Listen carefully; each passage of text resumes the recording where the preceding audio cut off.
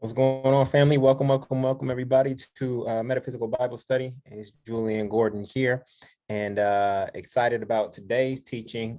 Today, we are continuing our journey through Genesis, and in particular, we're looking at Genesis 18 and 19 and decoding the story of Sodom and Gomorrah. We're decoding the story of Sodom and Gomorrah, and so we've been taking this journey through Genesis. We started with chapter 1, going all the way back to Adam and Eve and understanding what they represent, right? We're going beyond the surface level and literal meanings and definitions of these words. We're looking at the Hebrew definitions, and we're really decoding and really trying to understand what these allegories, these parables, these similes and metaphors actually mean for us in our life today.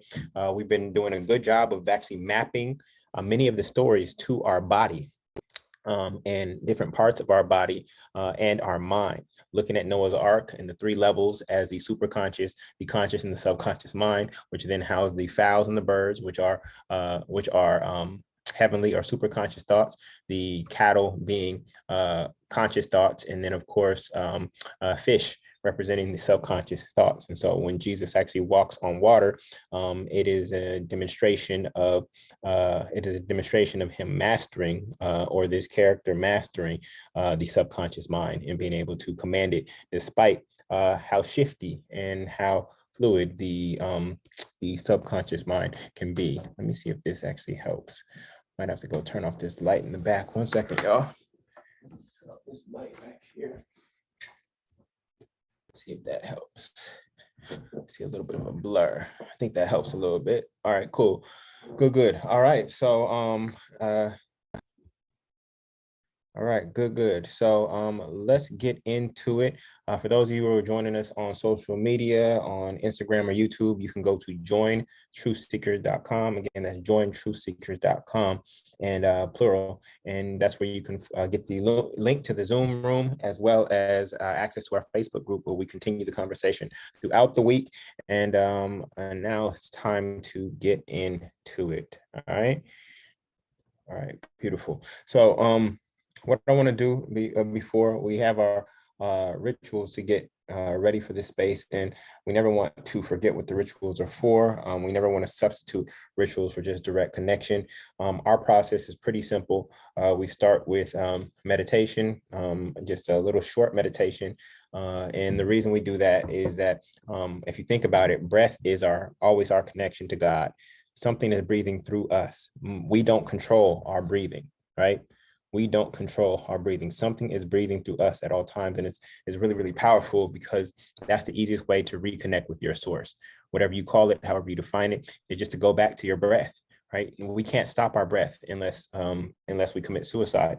So if you're still breathing, that means that you still have life, and whatever it is that's breathing through you, that spiritual source that is breathing through you, it is a beautiful thing. And sometimes we just need to pause and go back and connect to that source. Okay.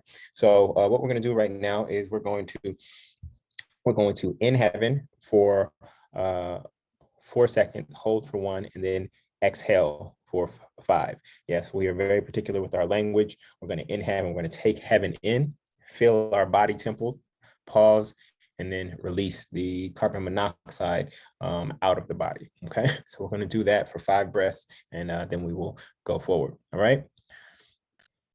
Okay, we're going to in heaven for 4 seconds. Hold, release.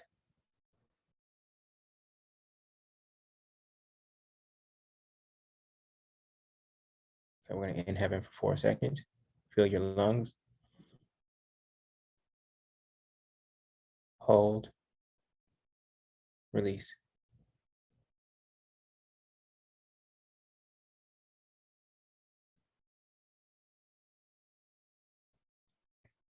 I'm going to in heaven for 4 seconds. Hold for 1. Go. Hold, release.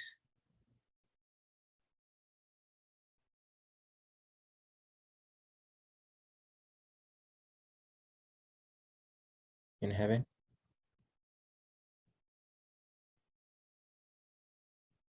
Hold, release.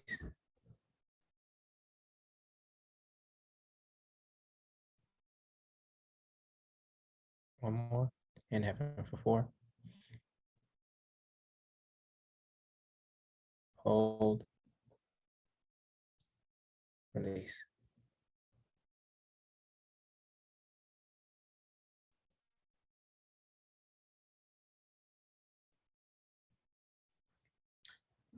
So that oxygen that is coming through our body is an unseen substance, and it is probably the most valuable substance. That and water are the most valuable substance to our existence. And so anytime you need to reconnect with your creator, you don't have to go anywhere. You can just go back to your breath. You can just go back to your breath. And so that's what meditation does for me. And I hope it blessed you. Okay. So we want to move forward into our Truth Seekers prayer. This is a prayer that was divinely inspired. Divinely inspired as I was starting to do this work. And so I'm going to read that to you, and just to set the groundwork for what we're doing. Some people are afraid to actually seek truth. Some people are actually afraid to seek truth. And this journey that we're all on together is a journey, a courageous journey, because it's very hard to go against the programming that you've had since you've been a child, especially the religious programming, any programming related to God. And so we are asking questions. And this scripture actually gets into it. Hold on, got a delivery. Hold on one second, family.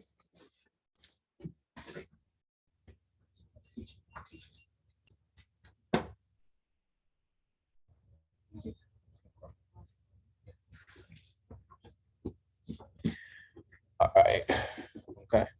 So the truth seeker's prayer is as follows. We are truth seekers. We seek the whole truth and nothing but the truth. We know that the truth shall set us free. That's John 8:32. We believe that when we ask, it shall be given to us. When we seek, we shall find. And when we knock, the door shall be opened unto us. That's Matthew 7:7. We know that as we sit in the temple of our minds, listening for your voice and asking questions in that holy place, we shall find understanding and answers. Luke 2:46-47. For there is nothing covered that shall not be revealed, neither hid that shall not be known. Luke 12:2. We know that because the Bible is heavily coded in allegories, Galatians 4:24, similes, Luke 13:18, and parables, Matthew 13:34, many who think they are seeing see not, and hearing they hear not, neither do they understand, including those who call themselves your disciples, Matthew 13:13. We know that to not rely on the letter, but the spirit of the word, for the letter killeth, but the spirit giveth life, 2 Corinthians 3:6. We know that we are meant to study to show thyself approved unto God, rightly dividing the word of truth, 2 Timothy 2:15. Wash our feet, which represents our understanding, so that we may build our church or temple, which is our individual belief system, upon a rock of truth, that we are the sons and daughters of God, Matthew 16:16. May we feel free to renew our minds, Romans 12:2, by destroying and rebuilding our temple over and over, and get better and better, leaving no stone standing, Matthew 24:2. We know that when we pray, we shall enter into the closet of our minds, shut the door, and pray to God, which is in secret, Matthew 6:6. And we also know that where 2 or more or 3 are gathered together in your name, I am is in the midst of them, Matthew 18:20. We pray this metaphysical Bible study blesses, builds, and brings all children of God closer to you, whether inside or outside of a religious context, even if that means wrestling with our concept of you for our blessing, like Jacob in Genesis 32. We love you and thank you with all of our hearts, minds, and souls. Matthew 22:37. Ashe, amen, and so it is. Okay, so that is the Truth Seeker's prayer. And I think I posted that in the Facebook group. If not, I will try to remember to post that in the Facebook group so that you can all have it. And that's what I use to just get into my study before I start decoding and reading. I go into meditation, and then I read the Truth Seeker's prayer, because it takes courage to do this work, to revisit some of the belief systems that we've had, and actually be able to see the truth on a deeper level. And so with that, I'm going to start sharing my screen on Zoom and sharing my tablet so that you can all follow along as we get into Genesis, 18 and 19. Now, we ended in Genesis 12. In Genesis 12, in Genesis chapter 12, we discussed, Genesis chapter 12, we left off with the introduction of Abram. Actually, we talked about Abram coming in to form, starting out as substance and coming into body consciousness, which represents Egypt, and Pharaoh representing the ego, and the Egyptians representing the id, or the impulsive sides of ourselves that wanted to actually take over Sarai at the time. And so we started to understand what Abram meant and what Sarai meant. And I read Genesis 13 through 17 again this past week, and there are a lot of riches there. I had to skip it because it wasn't as deep. I didn't feel that there was as much depth as we had experienced in the first 12 chapters of Genesis, and I just wanted to get to more of these stories like Sodom and Gomorrah, Noah's Ark, etc.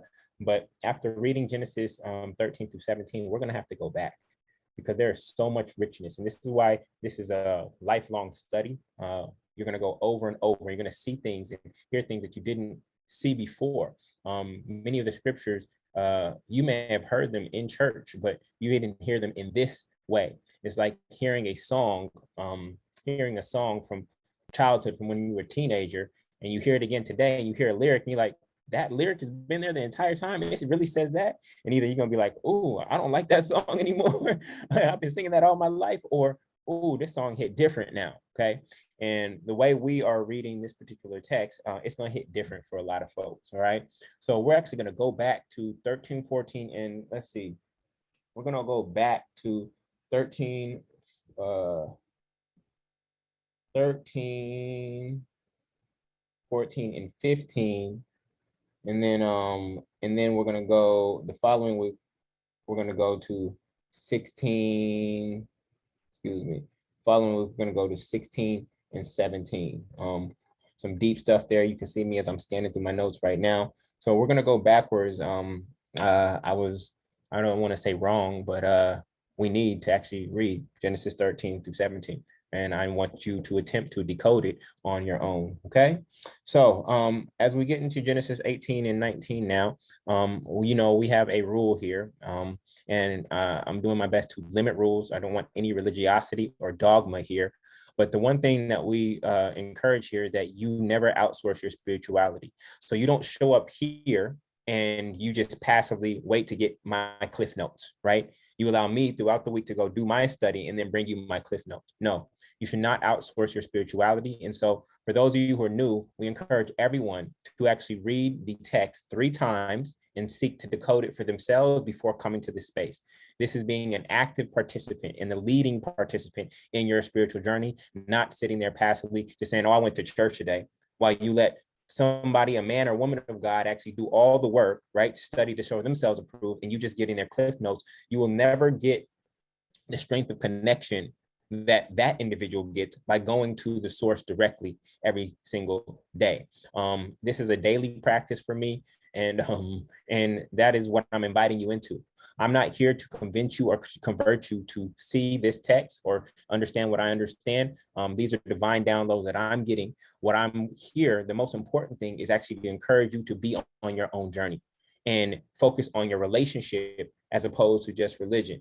Now, if your religion supports your relationship, then great, okay? But your relationship, if you have to shut that closet, then that means you're typically alone in the closet. But most people who have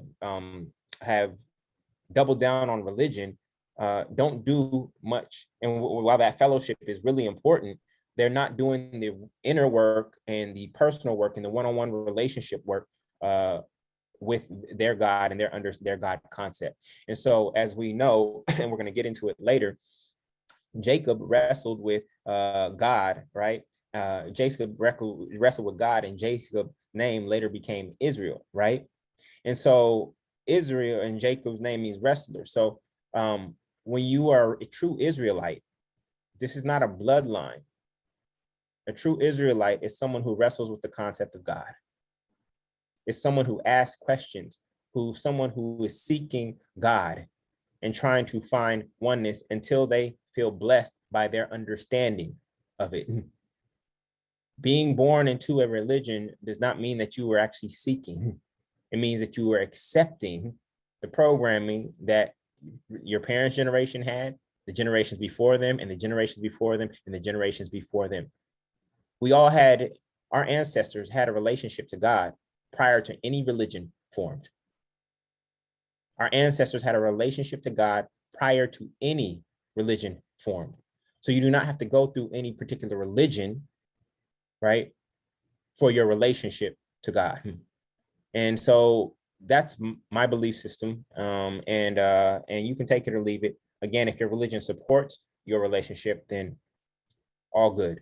But if you find that your religion is actually cutting you off, they're not preaching the scriptures that actually reveal the truth on Sundays, because the scriptures that we talk about here in Metaphysical Bible Study, they don't get preached on Sunday because the truth in them would set you free. Okay. And so let's get into Genesis 18 and 19. How many people read it 3 times in advance? I know I gave you 2 chapters. I normally only give you 1. I know I gave you 2 chapters. How many people took the time to read it 3 times? Good, good. And I say this just as a reminder. If you don't do the work in advance, then I'll just continue my Bible study on my own. Okay. I do not want to be, I'm not here to be a figurehead. I'm not here to be a minister or a pastor or anything like that. I'm just taking you on my journey. Self-discipline. That's how you become a disciple, by being disciplined and disciple. Those are 2 similar words, okay? Same roots. And so I need you to do your work in advance and not simply just rely on me to do the work for you. It is time for you to get off the milk, and it's time for you to eat meat. Only people that are here are those who are ready to eat meat and they're tired of being babied and spoon-fed by religion. Okay. So I honor you and I celebrate you.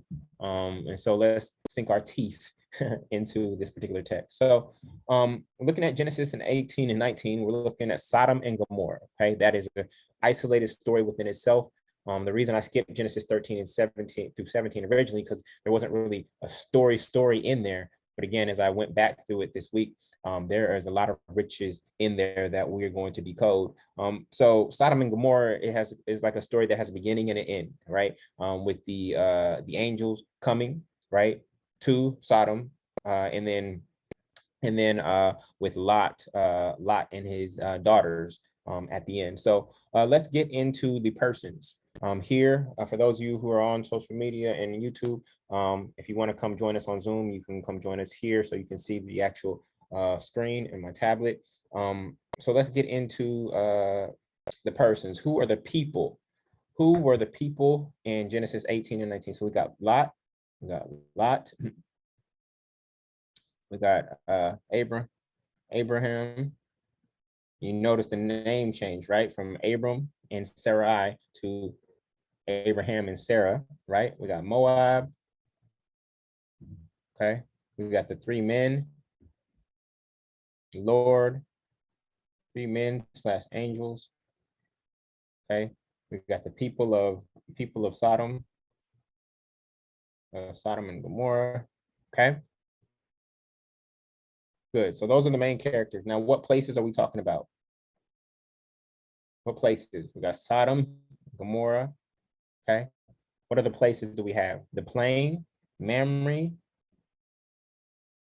the plain. Good. Cave, Zoar. Good. Tent. Good. And what things came up? What things came up in this story, in this allegory? What things came up? Feast, bread, oak grove. You're doing great. Morsel of bread.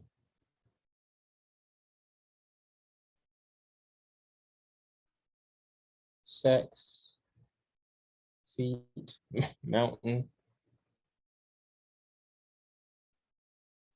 door. Good. Wine, sun. Good. All right. Cool. Now, what questions came up for you? What questions or things that did not make sense came up for you as you read this story? Things like, this don't sound right. This is how you start to know that things are allegoric, right? The daughters laying with their father. So is this y'all really think this is a story of incest in the Bible? You really think this is a story of incest? Lots of daughters laid with him, both of them. Y'all really think this is a story of incest written in the Bible? This actually happened? Lots of daughters. There has to be a deeper meaning there. The daughters laying with him. Okay. What happened to the son-in-law? What happened to son-in-law? Okay. How are the three men referred to as Lord? Good. Who was the Lord talking to? Who was the Lord talking to in chapter 7 and chapter 18, verse 17? Lot's wife turning into a pillar of salt. Lot's wife turning into a pillar of salt. Now, as you just hear these things, Lot's wife looks back, turns into a pillar of salt, and then we have Lot's daughters laying with him. Does this story sound real whatsoever? Does this sound like a literal story to you? When you just those two things alone, do these stories sound real to you? Like they literally happen in a specific space and time? Right. Sounds crazy. Sounds crazy. Okay. Who why was Lot's wife so curious? Why was Lot's wife so curious? Oh, who is the author? Supposedly, Moses read Genesis or wrote Genesis, right? But Moses wasn't even alive. Who is capturing all of these moments? Has that ever crossed your mind? Who the heck is observing this story to tell it, to write it down? Who? Moses ain't even born yet. If we're looking at these people as real people, so who is telling the story over and over and over for centuries until Moses can get it and write it down? Okay. All right, cool. So somebody said, all right, there's you all came up with so many questions. All right, so we're gonna stop there and we're gonna move forward into the text. All right, so we're gonna go line by line and let's get it in, family. All right, guide us, God. So chapter 18, verse 1. And the Lord appeared unto him in the plains of Mamre, and he said, he sat in the tent door in the heat of the day. Okay, so again, we have this personification of God, or this anthropomorphizing of God, trying to make God into a physical being, a big man, right? That is not what God is. You know, we have God walking in the Lord, walking in the garden, God speaking, right? So again, we have to be careful because this is man making God in its own image. This is man making God in its own image. All right. We know that God is spirit. We know that God is spirit. So again, these are stories of man trying to understand and wrestle with this larger concept of God. Now, we look at the word Mamre, okay? We look that up. We decode these words, these nouns, these places, these people's names. We decode those. There's so much meaning and richness and deeper understanding in these names. This is why we document those things. Mamre from in Hebrew means from seeing adversity, from being well fed. Did anybody make the connection here? Did anybody make the connection here? What is in a woman's breast? I told you we're making connections to body parts. We talk about the body of Christ or the body in the Bible. It's all here. What is in the woman's breast? It's called the what? What is the gland called? I know it's milk, but what is the gland called? What is the gland called, family? It's called the mammary gland. It's called the mammary gland, family. Are you serious? It's called the mammary gland. Okay, so when the Lord appeared unto him in the plains of Mamre, and he sat at the tent door in the heat of the day. All right, and so mammary gland in the breast of a female responsible for lactation and milk production. These places are not physical locations or cities. Some of them have become that, but that's not what they actually are, represent in the particular text. Okay, so and he lifted up his eyes and looked, and lo, 3 men stood by him. And when he saw them, he ran to meet them from the tent door and bowed himself toward the ground. When a child is being breastfed, are they looking up or are they looking down, family? When a child is being breastfed, are they looking up or looking down? And he lifted up his eyes and looked, and lo, 3 men. Now, where else do we have 3 men in the Bible around the birth? Where else do we have 3 men in the Bible around the birth? The 3 magi, the 3 men in the fire with Daniel. You see, these stories are just being told over and over and over in different ways with different characters at different times. There's so much repetition here. Okay, and we know the significance of 3 and the quote unquote Trinity. And he bowed himself towards the ground. Okay, and he said, my Lord, if I now have found favor in thy sight, pass not away, I pray thee, from thy servant. Let a little water, I pray you, be fetched, and wash your feet, and rest yourselves under the tree. And I will fetch a morsel of bread, and comfort ye your hearts. After that ye shall pass on. And therefore are ye come to your servant? And they said, so do as thou hast said.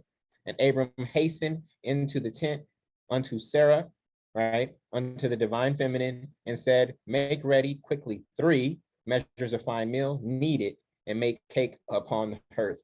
And Abram ran unto the herd and fetched the calf, tender and good, and gave it unto the young man, and he hasted to dress it. And what comes out of the mammary gland, family? Just real quick, what comes out of the mammary gland? And he took the butter and milk and the calf, which he had dressed, and set it before them, and he stood by them under the tree, and they did eat.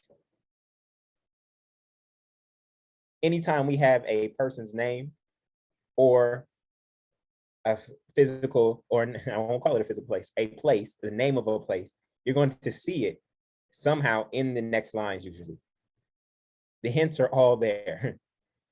The hints are all there. So we talk about being in Mamre, and 8 verses later, we have milk. Okay. And he said unto them, where is Sarah thy wife? And he said, behold, in the tent. Okay. And he said, I will certainly return unto thee according to the time of life.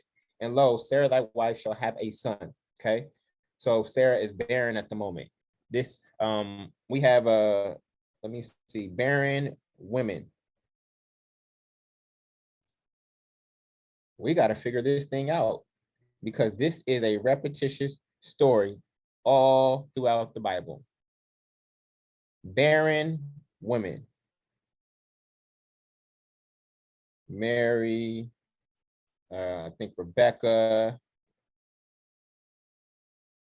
Barren women all throughout the Bible. That has to mean something. It has to mean something. Okay? And so we are going to go on that journey to try to understand what it means, why this same narrative keeps happening over and over and over again. And they said unto, okay, verse 11, now Abraham and Sarah were old and well stricken in age, and it ceased to be with Sarah after the manner of women. Therefore Sarah laughed. Okay. You're going to see it again with the names. Sarah laughed within herself, saying, after I am waxed old, shall I have pleasure, my Lord being old also. Okay. And the Lord said unto Abraham, wherefore Sarah did laugh, saying, shall I of surety bear a child, which am old. Now, what is the name of the child that Sarah ended up giving birth to?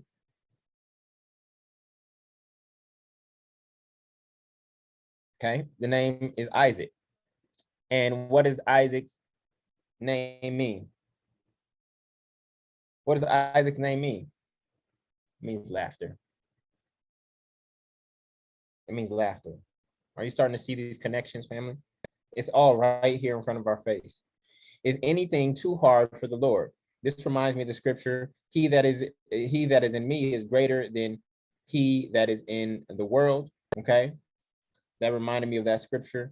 And at the time appointed, I will return unto thee according to the time of life, and Sarah shall have a son. And Sarah denied, okay, saying, I laughed not, for she was afraid. And he said, nay, but thou didst laugh. And the men rose up from thence and looked towards Sodom, and Abram went with them to bring them on the way. And the Lord said, shall I hide from Abraham that thing which I do? Seeing that Abraham shall surely become a great and mighty nation, and all the nations of the earth shall be blessed in him. Remember, Abram means exalted father. Abraham means father of the multitude, right? So just some etymology.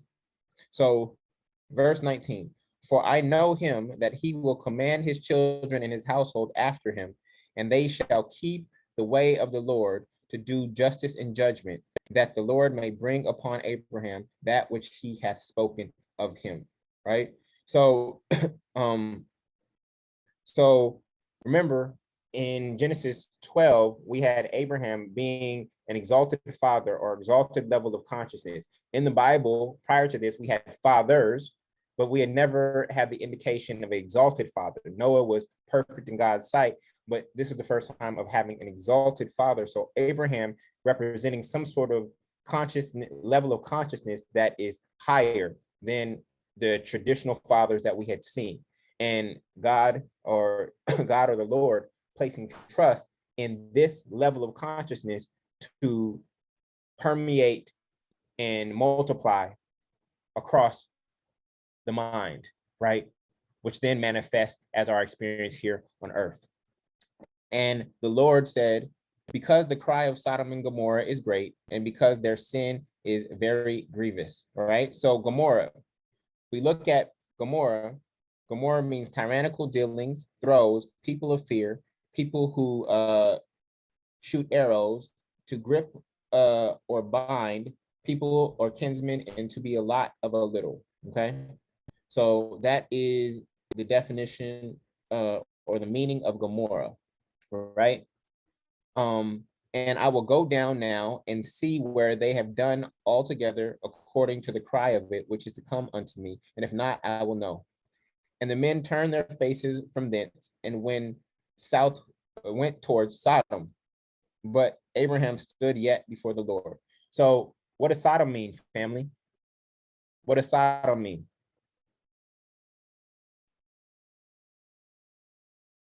Sodom means flaming, burnt, to plow a field, to act violently, to join or assemble, right? Now, in our language today, what does sodomize mean? What does sodomize mean in our language today? Sodomize, to go against nature. To go against nature, right? So if nature is God, when you sodomize, you are going against God. Now, there have been people who have used that to,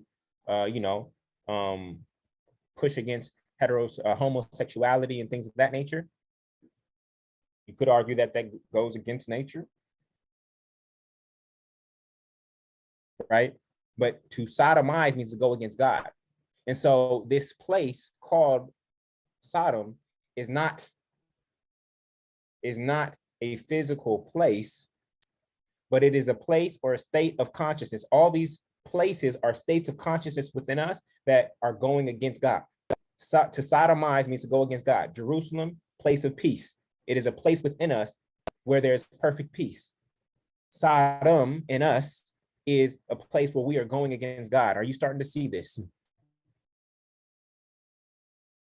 Pineal, which is our pineal gland, where Jacob wrestled God, not only has a physical correlation to our pineal gland, but it is where we wrestle with the concept of God.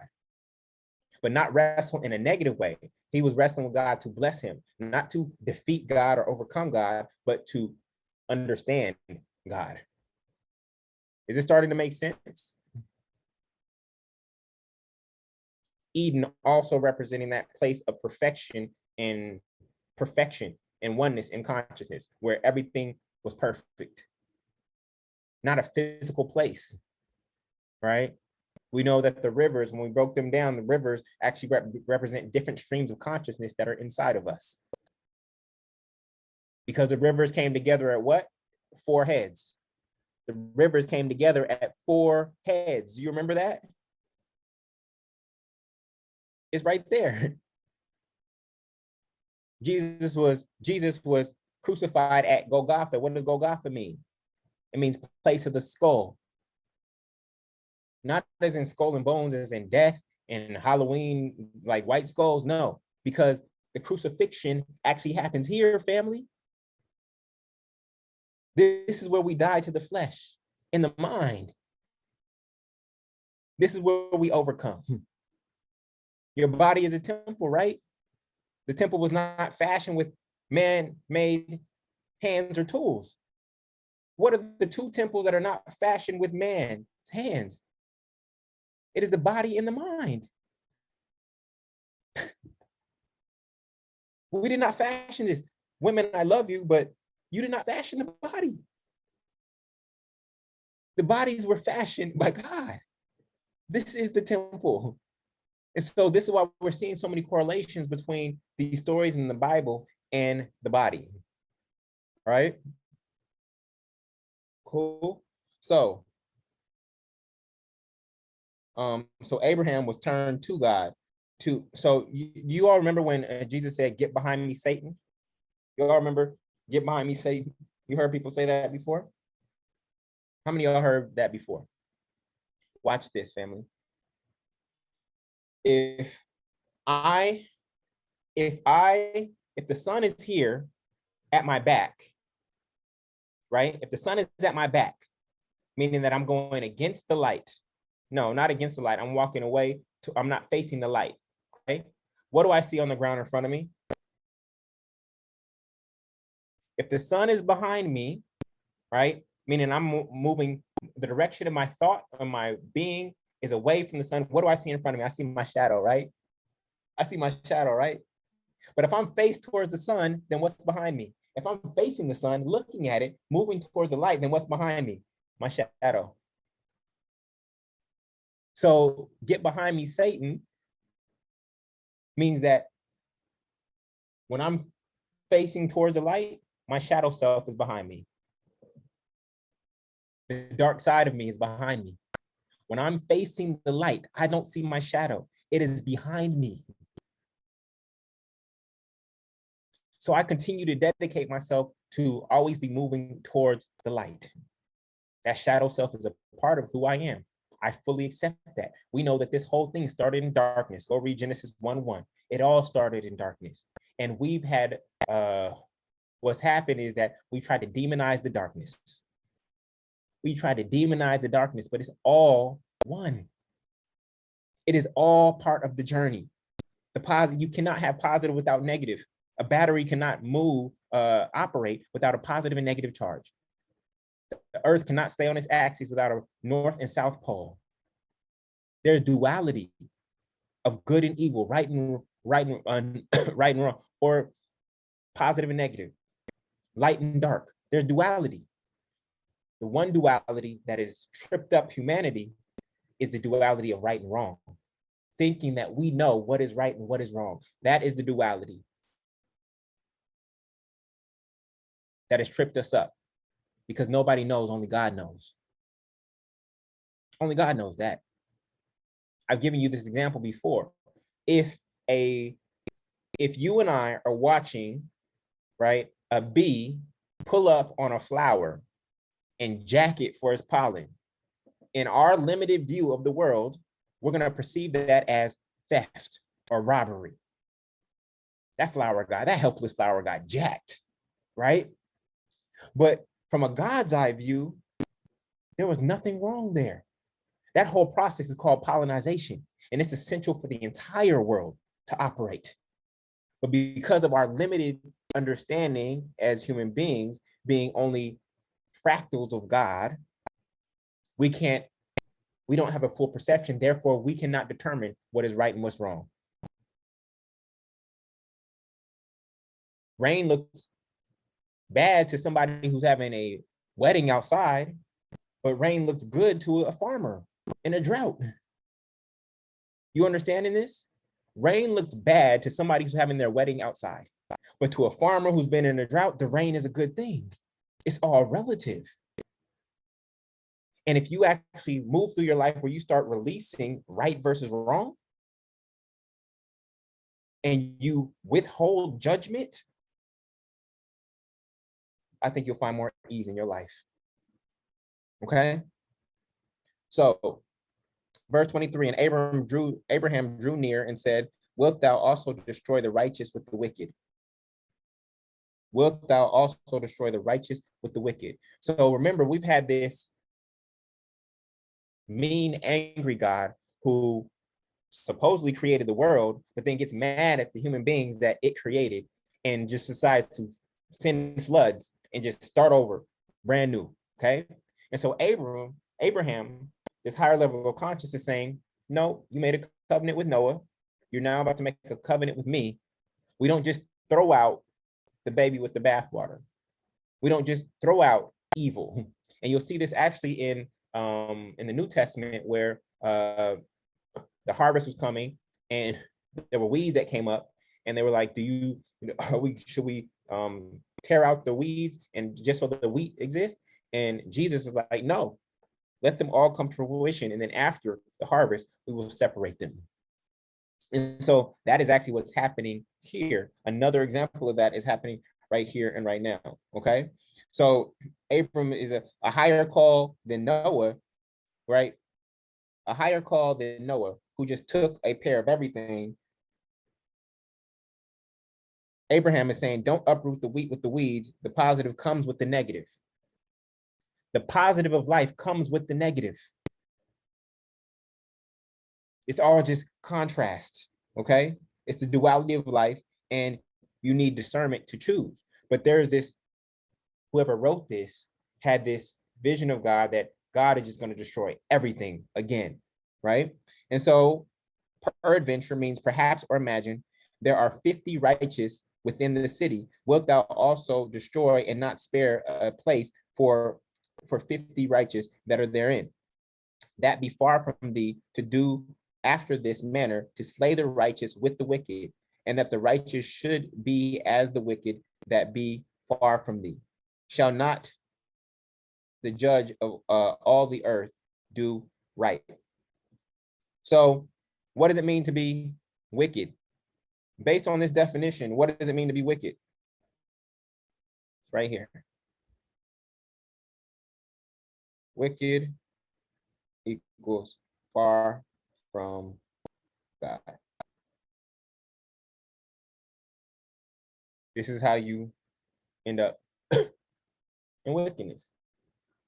Not in alignment with the one, with the source. Okay. And so Abram is saying, no. Okay. And so you think Abraham's a man trying to negotiate with God? Is that what's happening here? A man is trying to negotiate with God, the Almighty? I don't think that's what's happening. Abraham represents a exalted level of consciousness within God.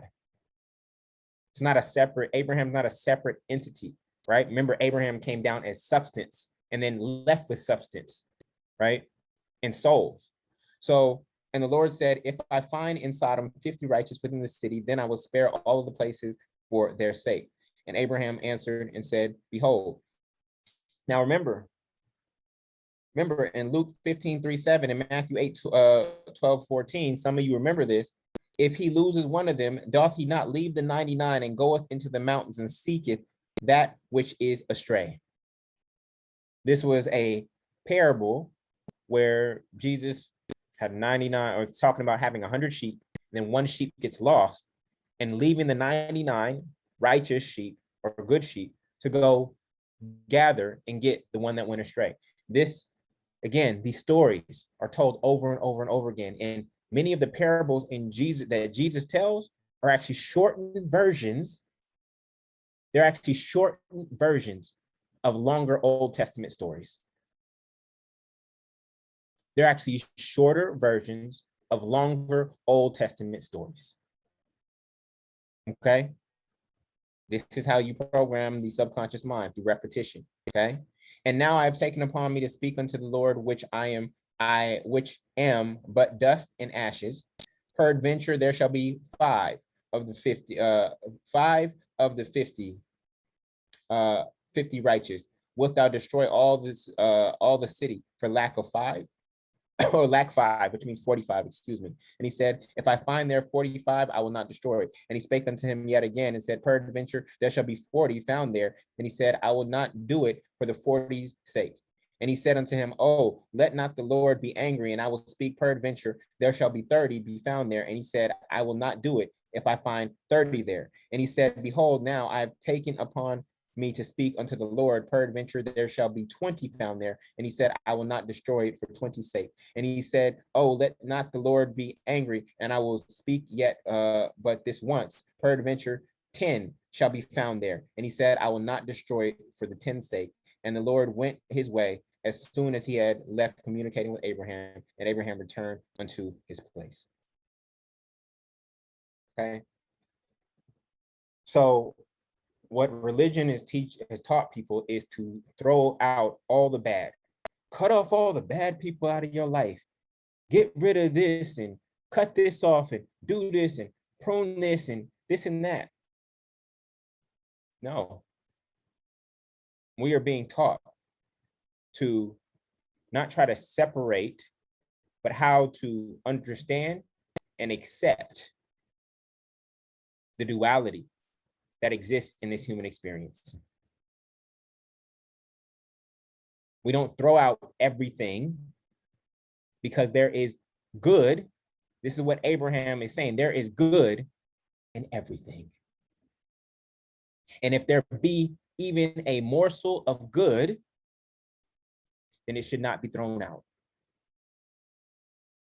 If there be but a morsel of good, it should not be thrown out. It should not be destroyed. Now, you may have toxicity in your family, you may have toxicity in your relationships, etc. I'm not saying don't create boundaries for yourself, but we don't judge and call something all evil or all bad. Because if there is even a little good in it, it means that there's God in it.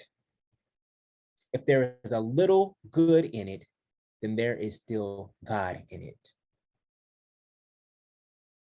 If there is a little good in it, there is still God in it.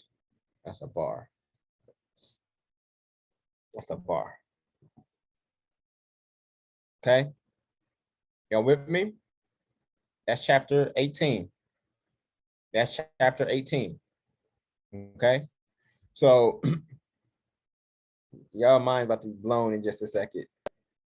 So are you seeing the connection between the New Testament parables and some of these Old Testament stories? That there's just repetition. We have to learn to, in this experience of duality, where there's dark and there's light, where there's positive and negative, etc., we have to learn how to accept it all. The original attempt of the Lord to destroy all the negative, because even that was an attempt with Noah's Ark, because guess what? Noah took some of the evil onto the boat. Why would God have Noah take some of the quote unquote evil animals onto the boat? If this was about just completely starting brand new with only the quote unquote good, why would some of the unclean animals be commanded to be taken onto the boat? If it was all good, family, then we would have no choice. And when you have no choice, you cannot love God. You cannot love. If you're forced to love God because your only option on the menu is good, then you can't actually demonstrate your love or discernment. It is only when you have options and a variety of options, not just either good or bad, there's a whole spectrum where you are moving through your life and you have to discern which is the highest, most godlike, Christ-like, most aligned choice that leads to the greatest good for me and everyone else around me. This is the human experience. Every day you're faced with decision sets, from the time you wake up, who you interact with, what you eat, what you do for a living. You're faced with decision sets. And if you are constantly in a space where you are choosing the option that has the highest good, then that's actually what leads to your ascendance, to your ascension. If you were only forced, if there was no, it's not even an evil option, there's just higher and lower. You've seen it all throughout Genesis, and you're going to see it all throughout, the New Testament as well.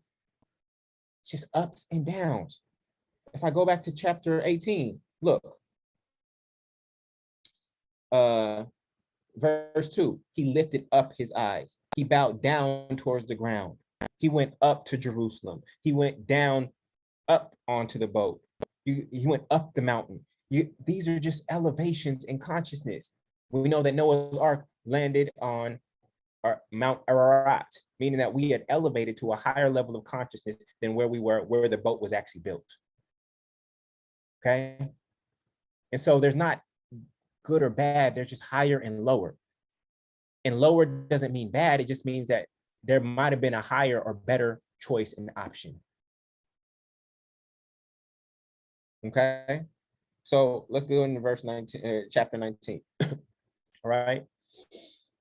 If you are joining us on social media, then go to jointruthseekers.com. Again, that's truthseekers.com, so that you can follow along and actually see my notes and tablet here live on the screen on Zoom, and also be part of our Facebook group.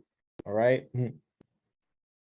Okay, great. So now we are in chapter 19, verse 1. And there came two angels to Sodom. It was two angels. I put three earlier, There came two angels to Sodom at even, and Lot sat at the gate of Sodom, and Lot, seeing them, rose up to meet them, and he bowed himself with his face towards the ground. Oh no, three men came to Abraham. Now two came to Lot, okay? So Lot, anybody, what was the meaning of Lot's name? What was the meaning of Lot's name? Okay, veil or covering, okay? Veil or covering. So we know that Lot came, if we go back to Genesis 12, Lot came with Abram, right? Abram was just substance. You remember Abram was just substance in chapter 12? We go back to chapter 12. When they were descending, it said, so Abram departed as the Lord had spoken unto him, and Lot went with him. And Abram was 75 years old when he departed, right? Remember, Lot, his brother's son, and all their substance they had gathered, and the souls they had gotten. Okay, so Abram and Sarai at this time are coming down as substance and souls. There's no physicality or form to them. They're more like ether. right? As they're coming into this body consciousness, into this physical realm. And this is where the famine starts to come in, because this is the first time that spirit is actually entering into body consciousness, which is represented by Egypt, right? So spirit doesn't deal with hunger. Spirit's never hungry, okay? Because there's no body. This is why there was famine in the land being our bodies, right? So Lot being the veil or the covering represents the body consciousness. Lot is a demonstration of physicality, because the spirit had to come into some sort of vessel. So Lot is positioned in the story as his brother, but they're related. They are part of the same family. They're meant to be together, right? And this is why you're going to see Abraham and Lot. They're going to go through strife. They're going to go through strife. And what do we know is happening inside of ourselves? The flesh is always at war with the what? The flesh is always at war with the what? With the mind or the spirit. The flesh is always at war with the mind or the spirit. Well, I don't want to claim that. I believe that we will all reach a day where the flesh and the spirit and the mind, body, and spirit are one, that they are not at war. But as we're the spiritual beings having a human experience, that's what many of us are dealing with every single day. That's what we're dealing with. Okay, so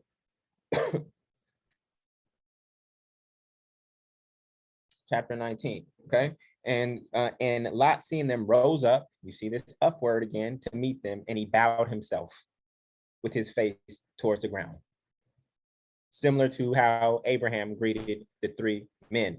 Correct? Same pattern, same language pattern. And he said, "Behold, now, my lords, okay, turn in, I pray you, into your servant's house, and tarry all night, and wash your feet, and ye shall rise up early and go on your ways." And they said, "Nay, but we will abide in the street all night."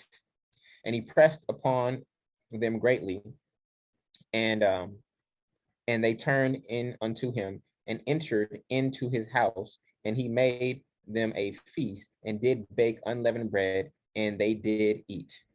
But before they lay down, the men of the city, even the men of Sodom, compassed or surrounded the house round, both old and young, all the people from every quarter. And they called unto Lot and said unto him, "Where are the men which came?" Right? They were actually angels, but these, being that they're in Sodom and Gomorrah, right? They can't see spiritually. So they recognize these angels as what?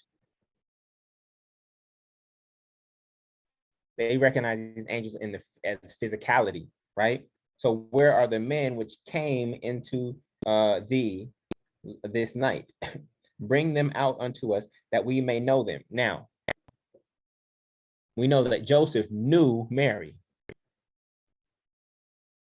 K-N-E-W. What does "new" mean in the Bible? What does "new" mean? Sex, reproduction, intimacy. So this is a story that people have used against homosexuality. We're going to see if that's actually the case. So where are the men which came into thee, right, this night? Bring them out to us, that we may know them. What you need to know these men for? Okay. And this is where you'll see religion twist texts that are allegorical, right? And Lot went out at the door unto them, and shut the door after them, and said, "I pray you, brethren, do not so wickedly. Behold, now I have two daughters which have not known man. Let me, I pray you, bring them out unto you, and do ye to them as is in your eyes. Only unto these men do nothing, for therefore came they under the shadow of my roof." Y'all really think this father is ready to give up his two daughters to be raped by the masses to protect these two angels? Y'all think that's what really happened? Y'all think that's what really happened? That's what the church really thinks happened. That Lot was like, I'm gonna give up my two daughters and let them just be raped so that I can protect these two angels. You think that's what really happened? You think that's really, really true? Just sit with that for a second. There's no father on the face of this earth, even the lowliest of lowly fathers, that would ever, ever, ever do that.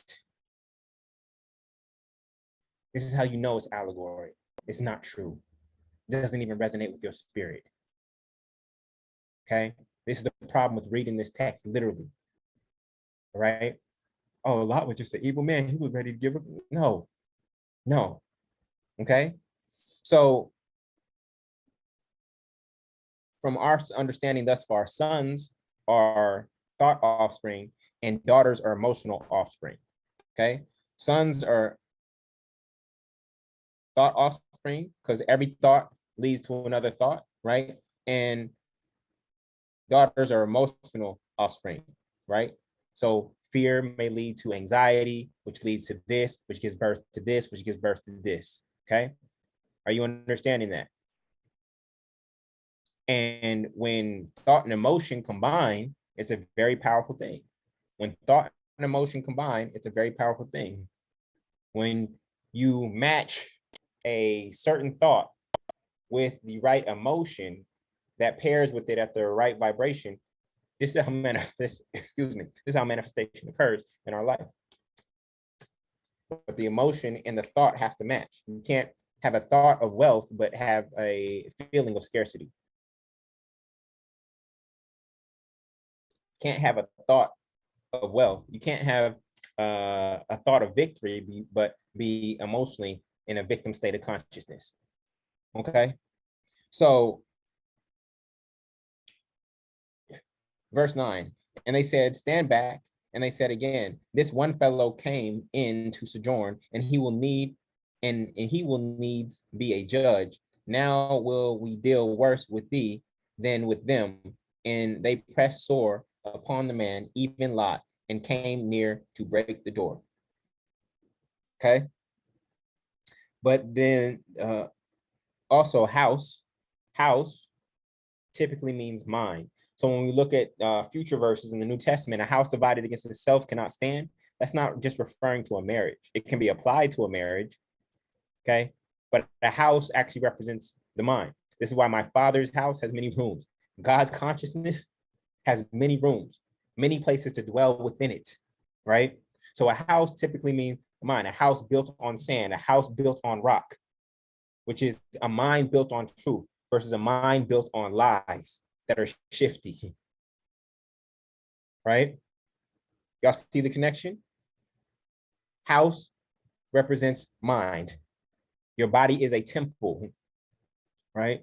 So I want you to remember, and when you see the word house, I want you to think mind, okay?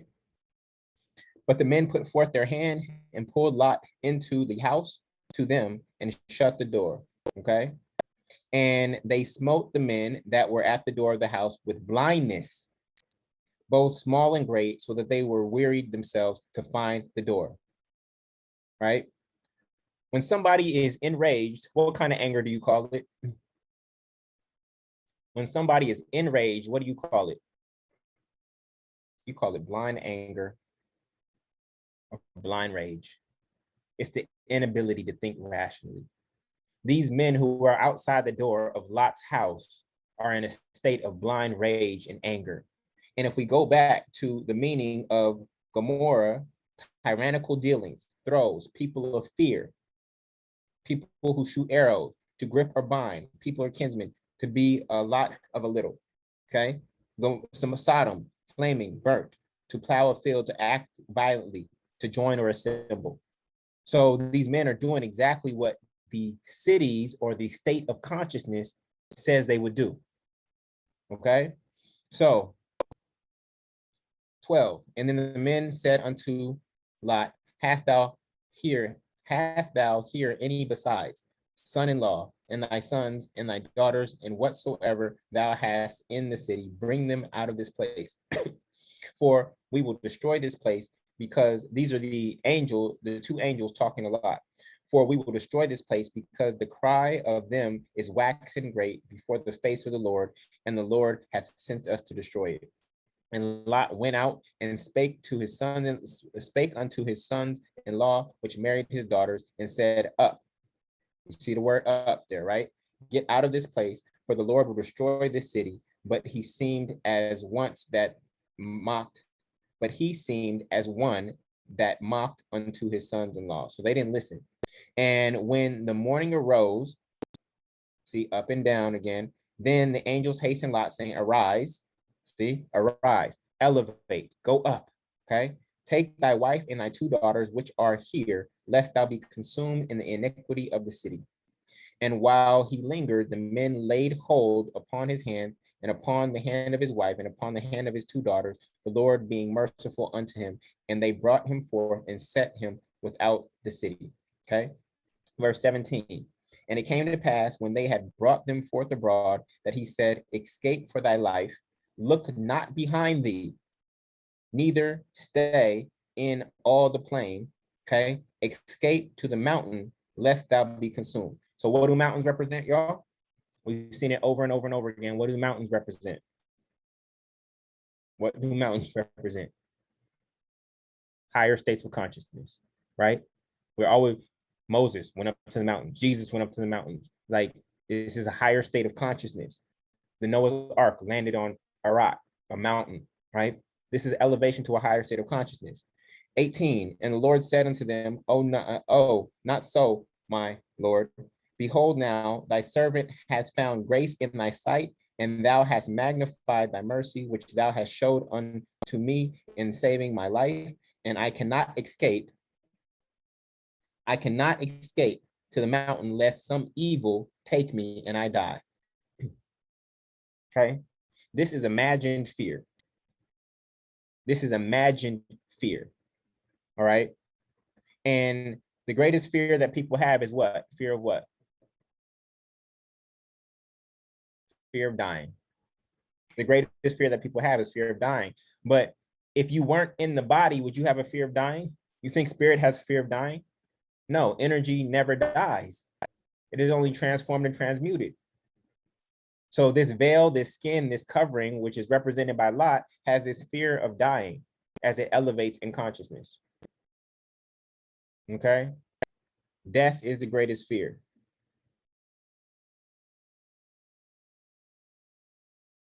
And Lot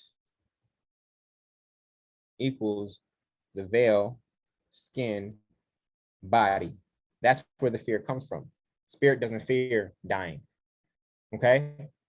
So verse 20, behold, now the city is near to flee unto, and it is a little one. Okay? Oh, let me escape thither. Is it not a little one? And my soul shall live. And he said unto him, see, I have accepted thee concerning this thing also, and that I will not overthrow this city for the which thou hast spoken. Haste thee, escape thither, for I cannot do anything till thou become thither. Therefore, the name of the city was called Zoar. What does Zoar mean? Zoar, who looked it up? It means place of smallness. So when you are in fear, what do, y'all? You play what? When you are in fear, what do you play? You play small. When you are in a state of fear and afraid to ascend, you play small. You think this is a coincidence? This happens in our everyday life. When we're fearful, we play small. Okay? Lot chose to play small. Lot equals fear, the veil. That stops you from seeing reality. Okay? And then the Lord rained upon Sodom and Gomorrah, brimstone and fire, and the Lord out of heaven, and he overthrew those cities and all the plain and all the inhabitants of the city and that which grew upon the ground. Right? We know that the ground means a conscious mind. But his wife looked back from behind him, and she became what? A pillar of salt.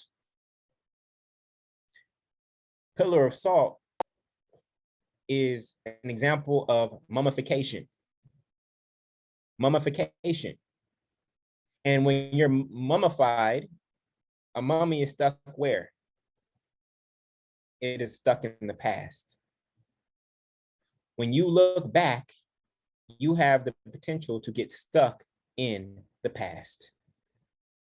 You get mummified. You cannot change the past. I don't know what happened to you. Some of you were abused as children. Some of you had tough childhood.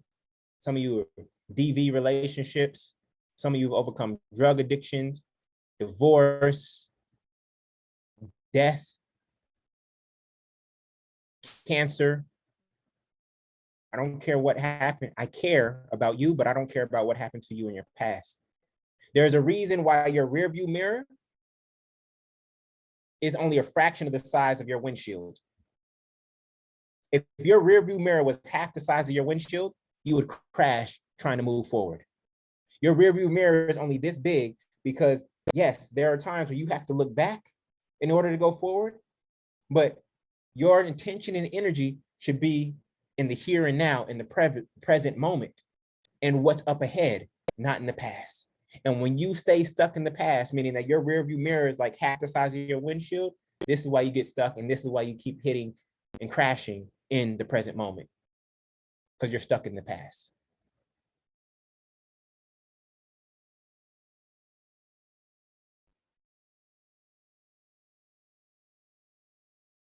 Okay? So this is what it means to become a pillar of salt. You mummify your body. In fact, they even say it. You emotionally stop growing at your point of trauma. If you got molested at the age of 7, then you are still emotionally stuck there until you heal. You are still emotionally stuck there until you actually heal. Yes, you're 27, you're 35, you're 59 now, but guess what? You're still emotionally that 7-year-old. This is mummification. Without the Egyptian technologies that did it for Tutankhamun, right? Is mummification. Y'all with me? Verse 27. Abraham got up, we see up there in the morning, to the place where he stood before the Lord, and he looked toward Sodom, right, and Gomorrah, and toward all the land of the plain, and beheld, and lo, the smoke of the country went up as the smoke of a furnace. So guess what? What is this description? What place does this description in verse 28 sound like? He looked towards Sodom and Gomorrah and towards the land of the plain, and beheld, and lo, the smoke of the country went up as a smoke of a furnace. What does that place sound like to you? Sounds like their description of hell. So guess what? Lot was in hell on earth. Lot was in hell on earth because he was in a state of fear that caused him to play small. Lot was in hell on earth because of fear that caused him to play small. Okay? So, and it came to pass when God destroyed the cities of the plain, and God remembered Abraham and sent Lot out of the midst of the overthrow, and when he overthrew the cities in which Lot dwelt. Okay? You see, so how many cities did Lot dwell in? How many cities did Lot dwell in? Multiple, not just one. And when fear is in your life, what does it do? When fear is in your life, it takes over all your states of consciousness. It runs through everywhere. It starts to manifest at your job, it manifests at home, it manifests on the road, it manifests everywhere you go. It starts to take over. many states of consciousness, not just the isolated city where you were at. Okay, so, and Lot went up out of Zoar. You see this word up, it's coming, the word up, it keeps coming up. Are y'all seeing this? This word keeps coming up.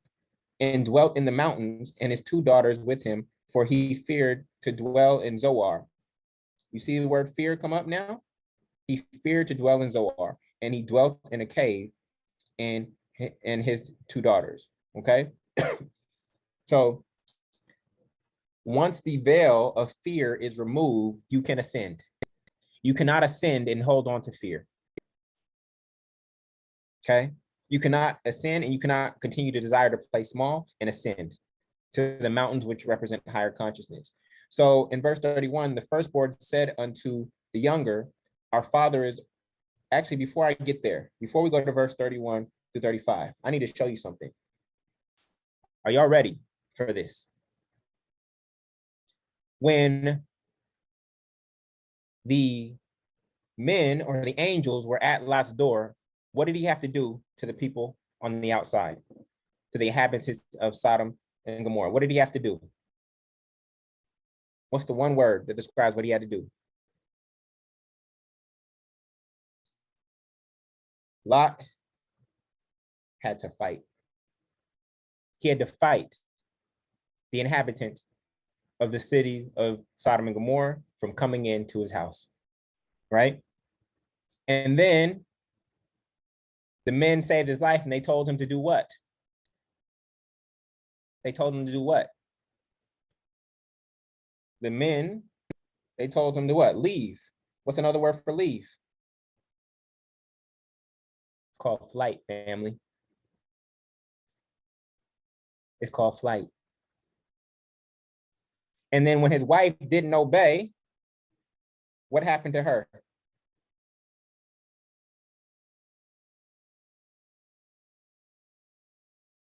She freezed. Do those three words sound significant to you? They sound familiar to you, y'all? This story is a story of our sympathetic nervous system. This story is a story of our sympathetic nervous system. Fight or flight or freeze. It's right here in order. This is what our body does. This is an allegorical explanation of our sympathetic nervous system. Couldn't be written any more articulately. Oh my goodness, this writing is magical. Said, I'm not just gonna make a PowerPoint that says, here's how the human mind and body works. I'm gonna put it into an allegory and a story that gets integrated into the subconscious mind of the reader. And here we are able to dig deep and unsurf that this is actually a story, an allegory, a parable, a metaphor about our sympathetic nervous system and how it reacts when we are in body consciousness. Fight, flight, or freeze. Those are the three things that happen in this story. I didn't write the story, y'all. This was real to me through my study. It says, study to show thyself approved. Once you see this, you cannot unsee it. And once you know that this is happening here, then every other story and allegory that you read, you must know that there is something about you inside of it.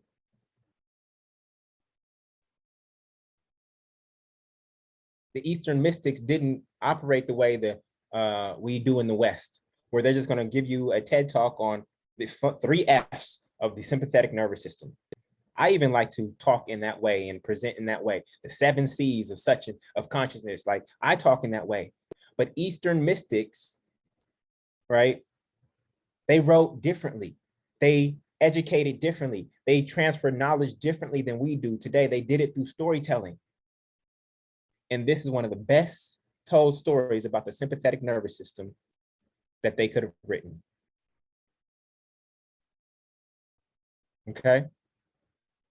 So again, we're starting to see the quote unquote body of Christ. We see all these elements of the body mentioned in the Bible, from the mammary gland to the pineal gland to the sympathetic nervous system to the streams of consciousness, to the superconscious, to the subconscious, right? To the conscious mind. We're just seeing, what I'm noticing is all these connections to the body. For me, the Bible is a manual for how to use our mind and our body, how our soul is to use our mind and our body. The Bible is a man-ual on how our soul is meant to use our mind and body to bring heaven, which is our mental experience, heaven on earth, which is our material experience of life. It's all here. And we're finding it in every single story. This is why we got to go back to Genesis 13 through 17, even though we skipped it. Because once I show you some stuff there, the connection is going to get even deeper and deeper and deeper for you. Okay? So, verse 31. Is this the story of incest? Lot's daughters secretly having sex with him? I think not. I think not. Verse 31, the firstborn said unto the younger, our father is old, and there is not a man in the earth to come into us. That's some very sexual language. After the manner of all the earth. Okay? What does that mean, family? Okay? Get your mind out the gutter. Get your mind out the gutter. That is, there's no conscious thought to pair with our emotion. The Sodom and Gomorrah have been wiped clean. It doesn't say the whole earth has been wiped clean. So they might have been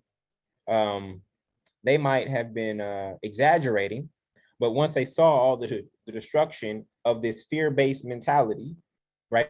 This tyrannical mentality that was inside of man, inside of us, inside of our mind, these emotions, which is daughters represent, emotional offspring, they felt that there was no conscious thought to pair with them. Okay? And so 32, come, let us make our father drink wine. What does wine mean? What is another word for wine, family? What is another word for wine? Spirits. So when you see Noah drunk and when you see Lot drunk, what does it mean? It means that they are filled with the Spirit. They weren't alcoholics. Preachers are used that to demonize alcoholics. No, they were filled with the Spirit.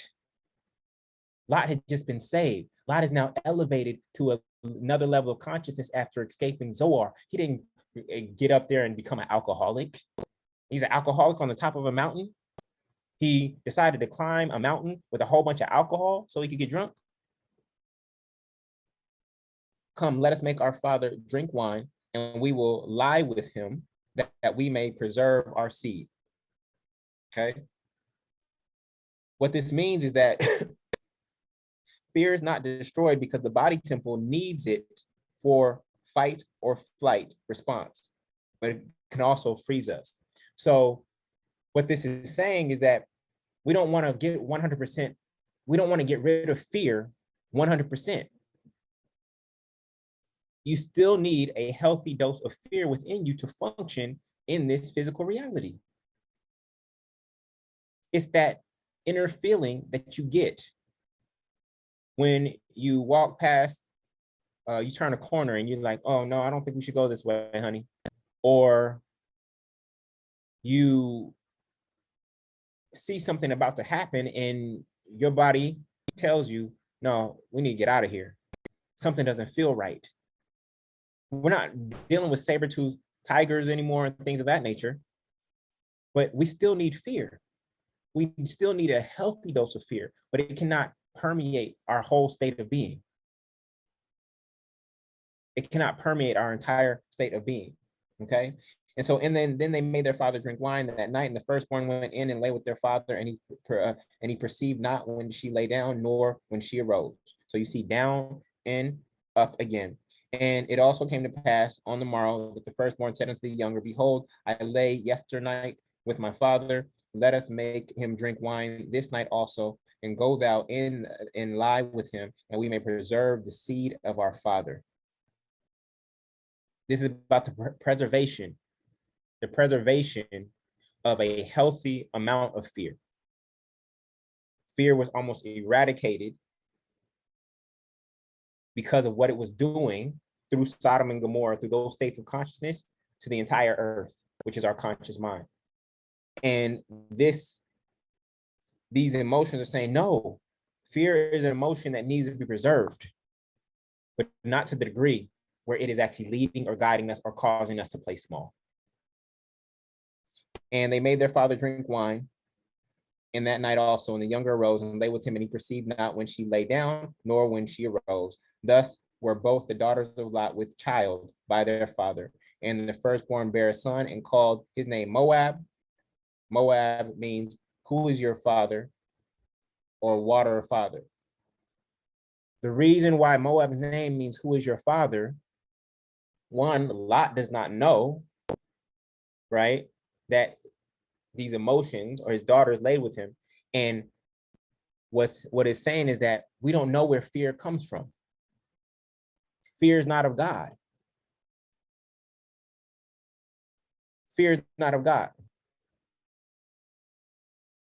Okay, so, but it's necessary in this physical reality.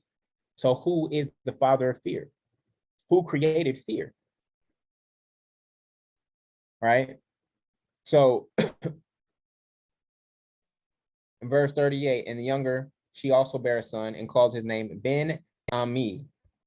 And the same is the father of the children of Ammon unto this day. Ben-Ami means son of my kinsman, son of my people.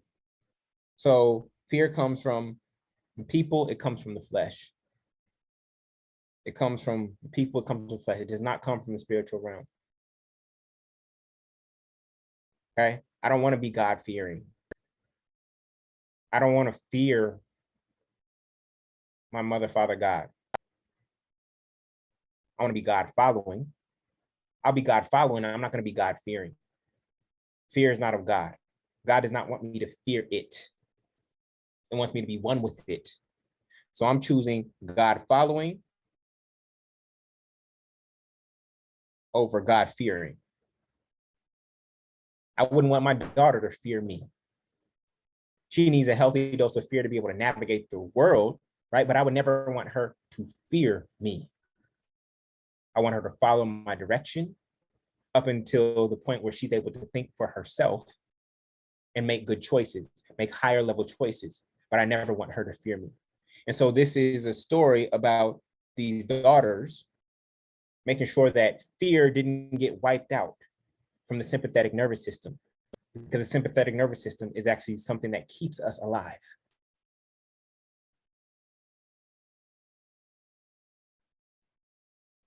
That is it, family.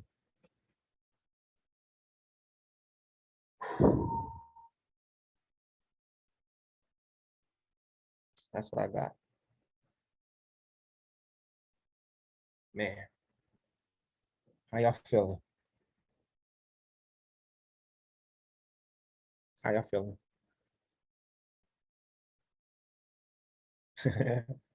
So this is the integration of Genesis, Gene Isis, right? This is the integration of soul into body, commanded by mind, body, soul.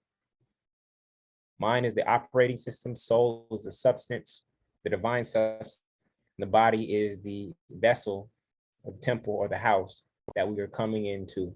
And even today, we still wrestle with it. There's still inner warfare between us making godly choices, right? And lower level choices, making mountainous choices from higher consciousness, and making Sodom and Gomorrah choices. We wrestle with that every single day. And that's what this is about. It is about our sympathetic nervous system. This was revealed to me. I've never seen a blog post or a Google search that I've never seen anybody. This didn't come from anywhere. It came from divine download and inspiration by going through this process. And what I'm excited to see is when you read text, when you read these stories, and you get divine downloads that I didn't get, and you're able to bring those and share those with us as a family so that we can decode this text together. That's what this process is really all about. All I'm doing is facilitating your discipline as a disciple, right, of truth, holding space for us to go through the text. But I expect you to come to your own revelations that then may enlighten us. Not every divine download is going to come through me. I'm disciplined and I'm going to get a lot. And I'm going to be able to share a lot as I've done thus far. But not every divine download is going to come through me. Some are meant to come through you. So I need you to continue to show up, do your work, be an active participant in your spiritual journey. Not even an active participant, be the leader in your own spiritual elevation and ascension. And we're just using the Bible, but there's many other texts and there's many other processes and practices. We are just using the Bible. For whatever reason, this book we all have an affinity for it. It has been in our lives. We love the stories, but we've never understood them to this depth. We're going like a 7-layer dip. We're not just eating off the top anymore. We're digging deep down in to get all the goodness that is there for us to enjoy, right? So with that, I want to say that I love you and thank you for being here, for showing up for yourself and for your higher self, for showing up for your higher self. And what we're going to do is I need you to read Genesis 13 through 15 next week. 13 through 15. Normally, I'll try to only give you one chapter, but I skipped a few. But after rereading them, I realized that they're essential. They're just as essential, even though they're not based on like a beginning and end story. They're essential. So it'll be Genesis 13 through 15 this upcoming week. And then we'll do 16 and 17 to catch up to where we are, 18 and 19. And then we'll go on to 20 from there. Okay. So that will be homework. You want to read that and try to decode that 3 times. Right. So it's a little bit heavier lift this week, but I encourage you to do it. For those of you in the Facebook group, please go ahead and share your insights from today. That is at facebook.com/groups/metaphysical. Okay, so that is, go ahead and just share your download from today. What hit you the most? Go ahead and put that in the Facebook group. And I will see you same time next week, 3 p.m. Sunday. And we'll be decoding Genesis 13, 14, and 15. All right. Love y'all. Appreciate you. Wish you the best. And I'll talk to you soon. All right. Peace, y'all.